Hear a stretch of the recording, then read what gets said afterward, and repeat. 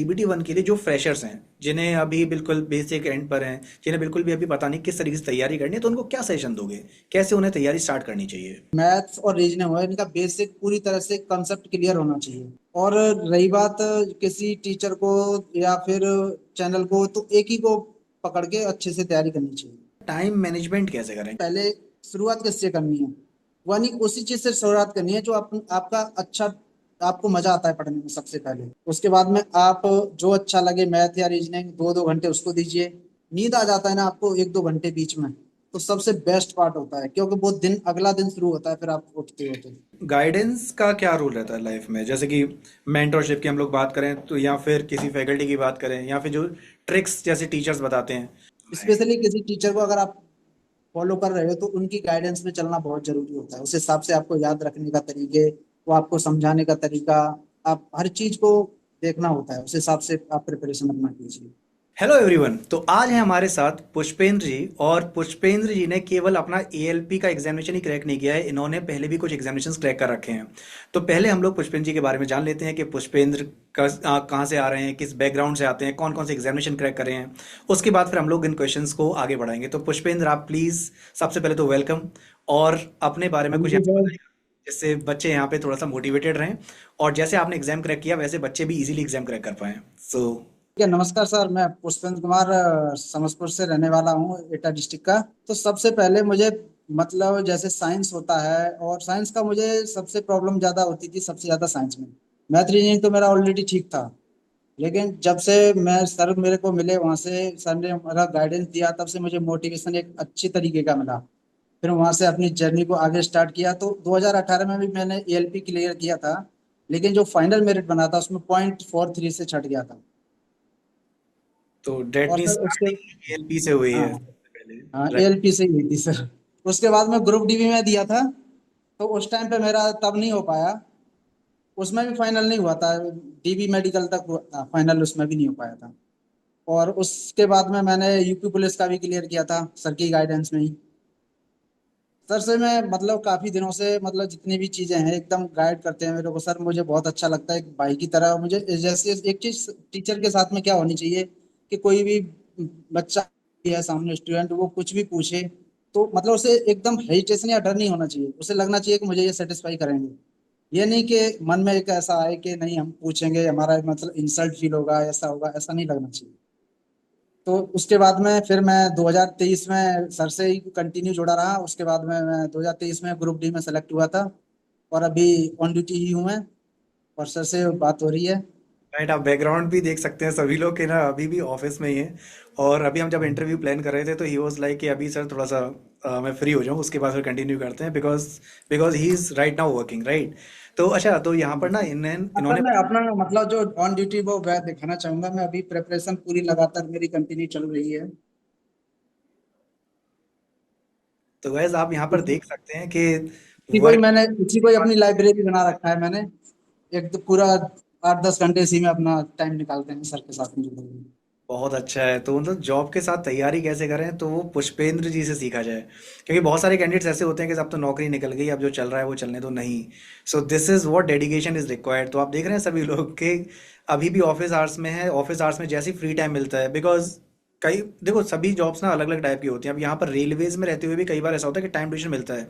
अब इतने टाइम में क्या करेंगे? तो उस टाइम में सही यूटिलाइजेशन यही है कि आप आगे के लिए और अच्छे से तैयारी करें, जिससे आप और अपडेटेड पोस्ट पे जाएं। तो बहुत बढ़िया, बहुत अच्छा लगा पुष्पेंद्र। तो अच्छा पुष्पेंद्र, अगर मैं यहाँ से वन लाइनर्स में पूछूं कि कौन कौन से एग्जामिनेशंस क्रैक हैं, तो आप मुझे एक बार हिस्ट्री बताएंगे अपनी पूरी। तो जर्नी वाले पार्ट पे चलते हैं सबसे पहले। आपने बोला हाँ कि जी सर। पहला जो एग्जाम क्रैक था वो एएलपी का ही हुआ था 2018 में। वो फाइनल हाँ लिस्ट जब आई थी तो कुछ पॉइंट मार्क्स से रह गया था, करेक्ट? जी सर जी। फिर एएलपी के बाद दूसरा एग्जाम कौन सा था?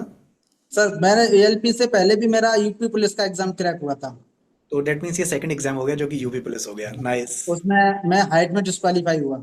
ओह अच्छा, ओके। फिर मेरा सर सीआरपीएफ एसआई का निकाला था मैंने, थर्ड सीआरपीएफ हो गया, नाइस। और फिर? असिस्टेंट का। तो उसमें उसमें भी मैं हाइट में ही डिस्क्वालीफाई हुआ। फिर उसके बाद से मैंने फोर्स छोड़ दिया, फोर्स की तरफ मैं नहीं गया। हम्म, फिर उसके बाद मैंने रेलवे को पकड़ा। फिर 2018 में फिर रेलवे का ही क्रैक किया था मैंने। राइट, उसी टाइम पर एक और एग्जामिनेशन निकला था, करेक्ट। तो इस तरह से अगर उसमें देखा। फाइनल फाइनल नहीं हो पाया उसमें भी मेरा। फिर आगे कंटिन्यू करता रहा मैं। फिर 2023 का ये जो आया है ना, एनटीपीसी भी क्रैक किया था मैंने 2019 वाला, प्री मेंस दोनों किया था। लेवल 2 में मैं मतलब 78 मार्क्स से साथ वो किया था मैंने, टाइपिंग में फेल हो गया था मैं वहाँ पे। हम्म। फिर उसके बाद में मतलब इसका टेक्निक सीसीटीसी का भी मेरा 1 नंबर से छूट गया था, 83 मार्क्स था मेरा, 84 कट ऑफ गया था। इतने सारे एग्जाम में मैं मतलब बहुत कम मार्जिन से कहीं ना कहीं थोड़ी सी चूक हो जाती थी। फिर उसके बाद 2023 में फाइनली आरआरबी अहमदाबाद से मैं ग्रुप डी में सेलेक्ट हुआ। Finally nice. और अभी उसी मूड पर हैं, और इसके बाद फिर अभी जो एग्जाम क्रैक करें वो एएलपी का फिर कर ही लिया है फाइनली। ईएलपी का क्रैक किया है। सो मैं यहाँ पर यही बोलना चाहूँगा कि कैंडिडेट्स ना बहुत सारे होते हैं पुष्पेंद्र, के वो कैंडिडेट सोचते हैं कि अरे सर मेरा एग्जाम नहीं निकल रहा है, 1 साल हो गया, 2 साल हो गया। तो आप अगर डेडिकेशन देखें ना, तो यहाँ पर आप डेडिकेशन देखिए, 2018 से वो डेडिकेटेड कैंडिडेट हैं। इवन रेलवेज क्रैक्ड है, अभी काम भी कर रहे हैं, और आपने देखा कि ना फ्री टाइम है तो उसमें वो पढ़ भी लिया। सो ये डेडिकेशन आप लोगों के साथ चाहिए, and yes I congratulate you के पुष्पेंद्र भाई, आप इतने अच्छे से एफर्ट्स लगा रहे हैं, तो उसका अपना फाइनली वो फल देखने को मिल रहा है हमें।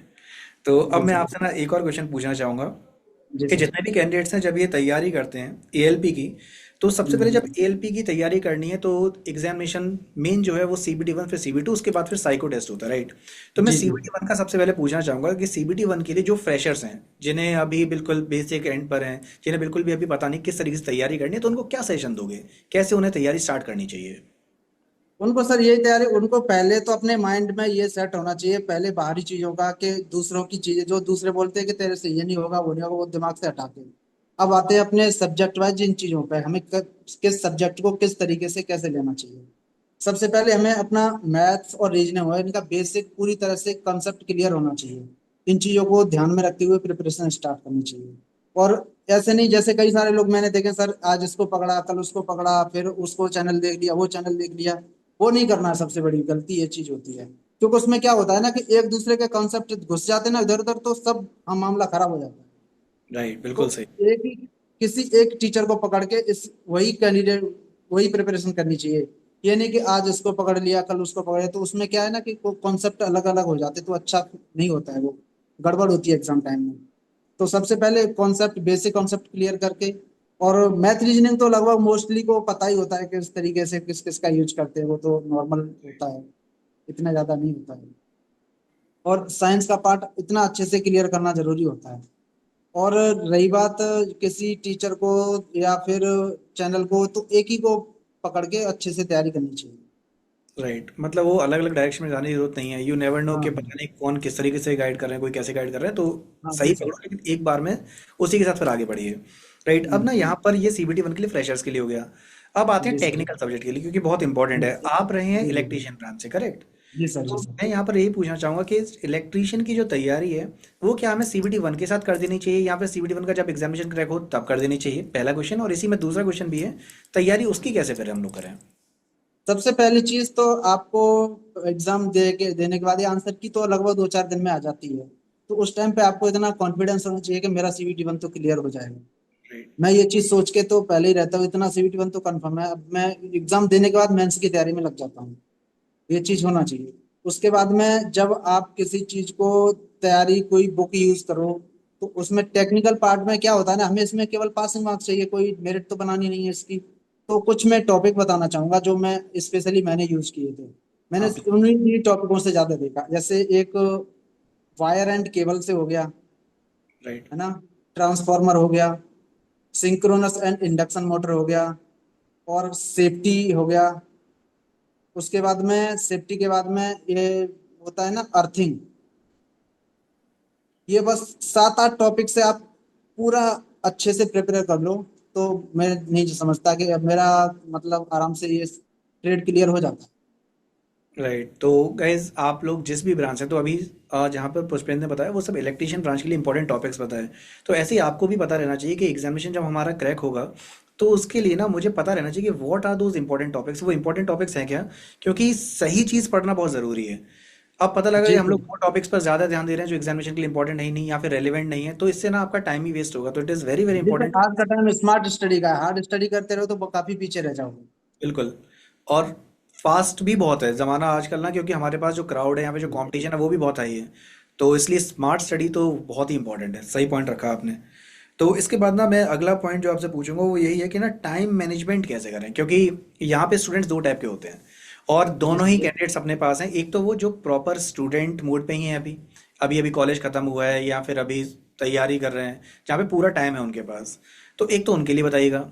दूसरा, जैसे आपने तैयारी की कि मैं तो वर्किंग मोड में हूँ और फिर मैं वहाँ पे टाइम कैसे निकालूं, क्या टाइम निकालने के लिए मुझे अलग से किसी से बात करनी पड़ेगी, या फिर वो अंदर से ही इंस्पिरेशन आता है कि नहीं ठीक है भाई, मोटिवेशन कि मैं तो सिलेक्शन लेके ही मानूंगा। तो दोनों ही केस में बताना। पहले आप बता दीजिए कि जो फ्रेशर्स हैं उन्हें तैयारी कैसे सबसे करनी पहले मैं फ्रेश कैंडिडेट को बताना चाहूंगा। है।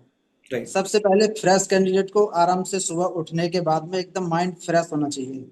उसके बाद में अपनी प्रिपरेशन सुबह कम से कम 5 बजे उठ जाना जरूरी है मेरे हिसाब से।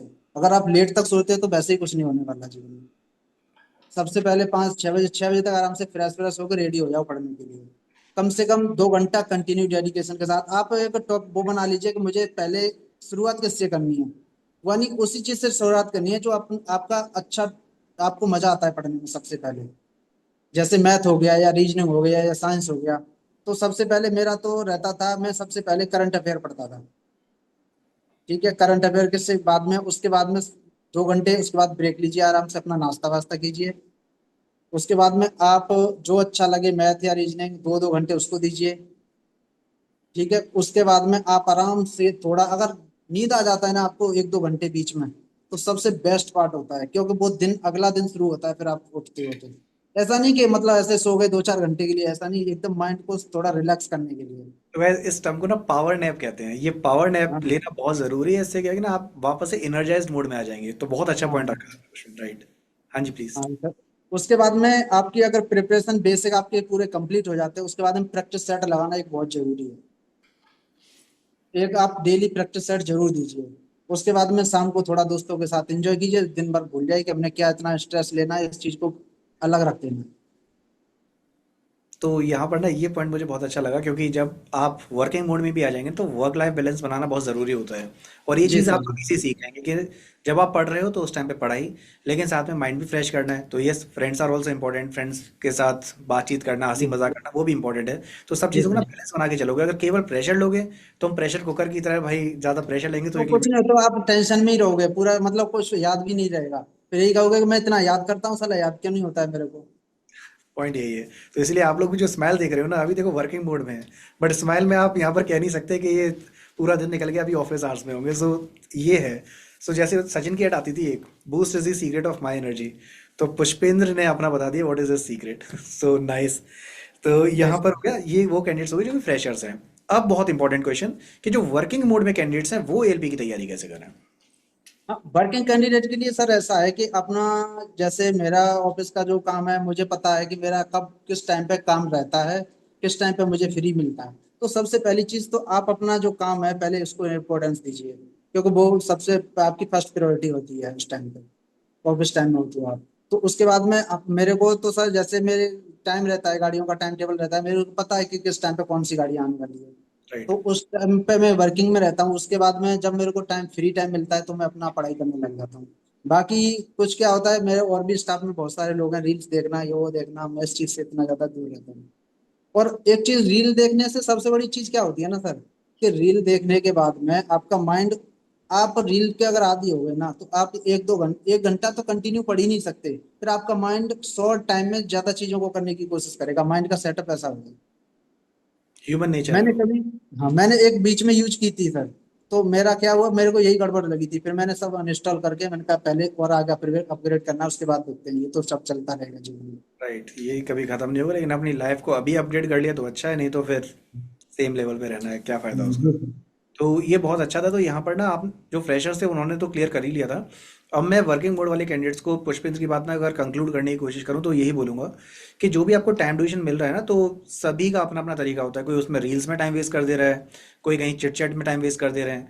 तो चिट चैट करना इज नॉट रॉन्ग, मतलब वो ओके है, लेकिन एक टाइम ड्यूरेशन तक। लेकिन वहां पर जब आपको सिलेक्शन चाहिए तो आपको मैक्सिमम एफर्ट्स लगाने पड़ेंगे, लेकिन वो भी कैसे, प्रेशर में नहीं, रिलैक्स मूड में रह के आपको वहां पर तैयारी करनी पड़ेगी।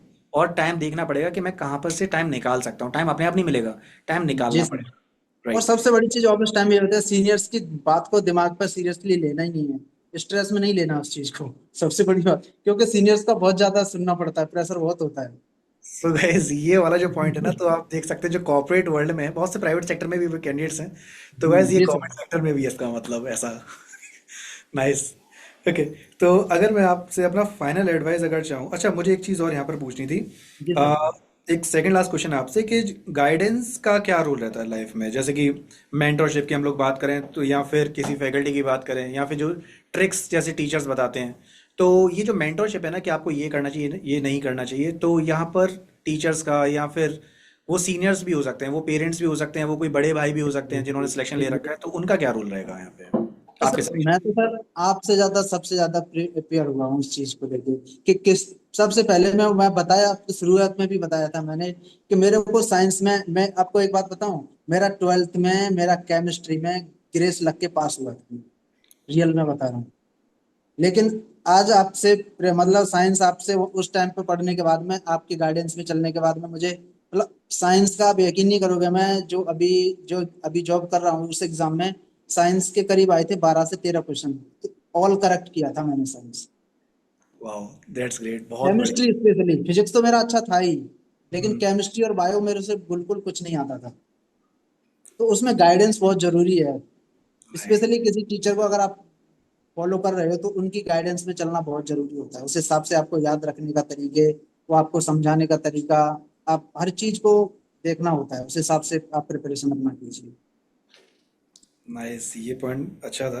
तो डेट मीन्स कि हम लोग को देखो, ऑब्वियसली हम लोग सही डायरेक्शन में जा रहे हैं, लेकिन ऐसा ना हो कि हम लोग कहीं गलत डायरेक्शन में तो नहीं चले जा रहे हैं, क्योंकि जी सर जी। टीचर्स ने वो एग्जामिनेशन या तो क्रैक कर रखा है, या फिर उससे रिलेटेड और एग्जाम्स क्रैक कर रखे हैं, तो उनको पता है क्या चीज़ सही है क्या चीज़ गलत है। और जैसे पुष्पेंद्र ने तो अब एग्जामिनेशन क्रैक कर ही लिया, लेकिन कभी ना कभी वो फ्रेशर से, वो एक टर्म आता है, एक लाइन आती है, क्योंकि सास भी कभी बहू थी, वही जी वाला जी सर। कॉन्सेप्ट है यहाँ पर भी।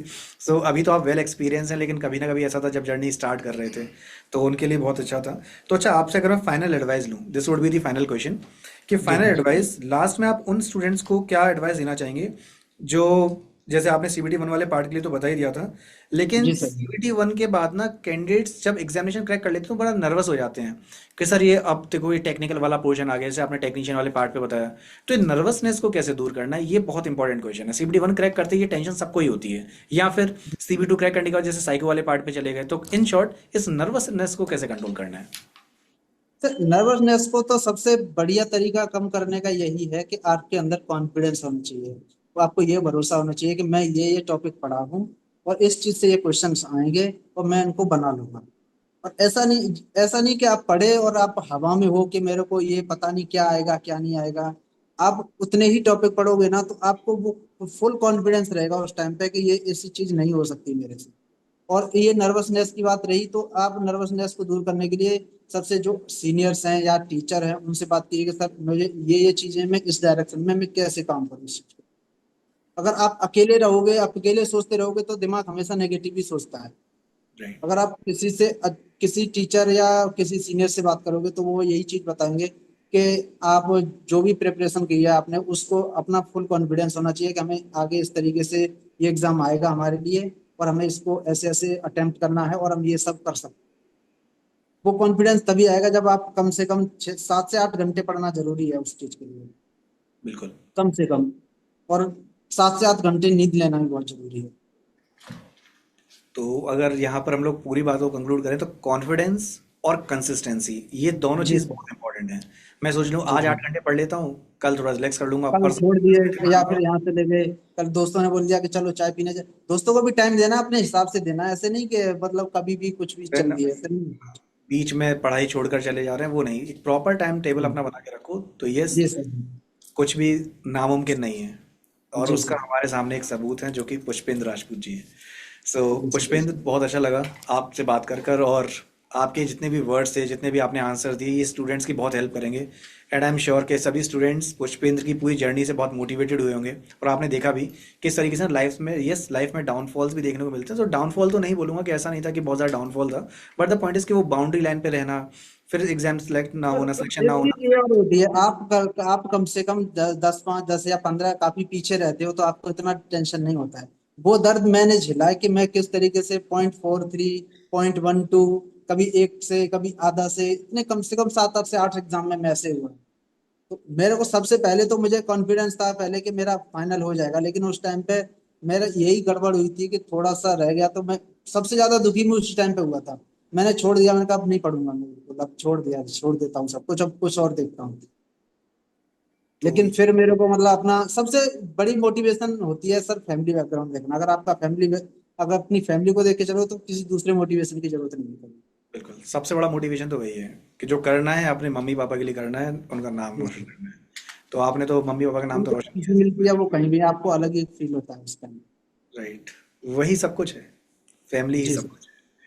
तो थैंक यू पुष्पेंद्र, आपसे काफ़ी अच्छा लगा ये बात करके, और थैंक यू आपने यहाँ पे इतने सारे कैंडिडेट्स को मोटिवेट किया।